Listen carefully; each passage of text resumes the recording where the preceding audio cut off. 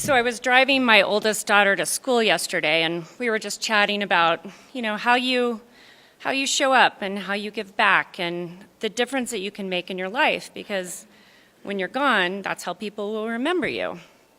My sweet 16-year-old looked at me and said, "Hey, Mom, when you die, can I put average mother on your tombstone?" My name is Laura, and I'm an average mother to a first grader, a third grader, and a 16-year-old. My oldest was also the same sassy teenager that I was pregnant with when I started my company about 17 years ago in my basement in Boulder, Colorado. As a single working mom, I am the first to say that the idea of achieving balance in life is nearly impossible. We might as well all throw that concept out the window, but I do believe that we can achieve promoting this blend in life.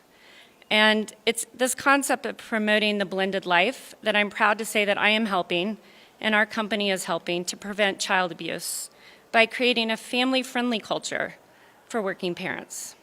We are a very small business, but I know that employers, no matter how the size, we can and we should play a role in preventing child abuse and neglect.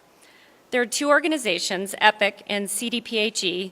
They've come together to create a family-friendly toolkit, and they offer helpful tips. If you're an employer or work at a company, I encourage you to go to that, and we'll talk a little bit more about where to find it at the end.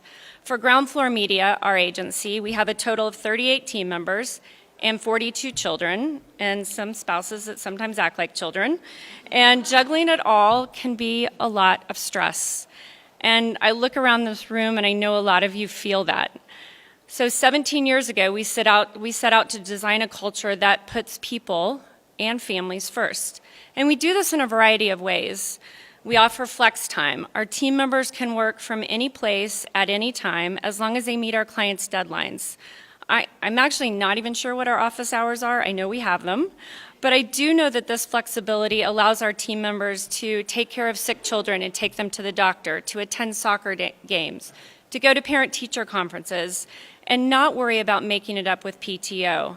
In fact, my business partner and I are here. We always tell new team members when we interview them and they get hired that your hair grows at work, so go get it cut at work. It's okay.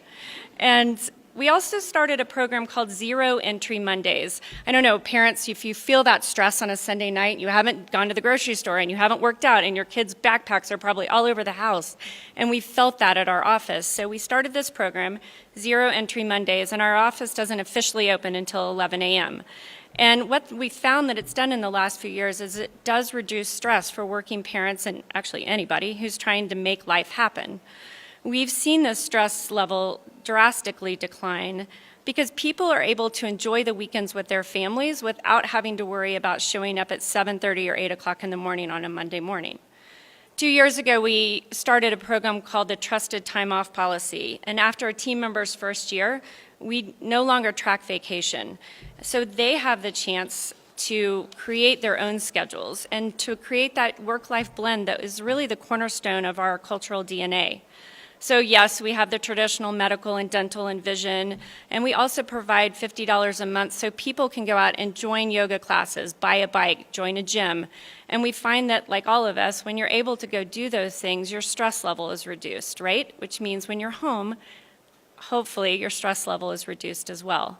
We offer a 4-week paid sabbatical for team members who have been there for more than 10 years so they can take time off with their families.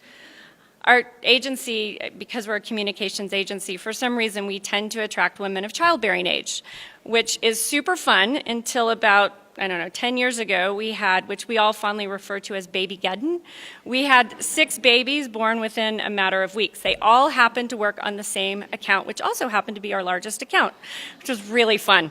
But like everything else in life, you have to do what you are meant to do, which is be home with your children. So it all worked out. And you know what? We're still here 10 years later to talk about it.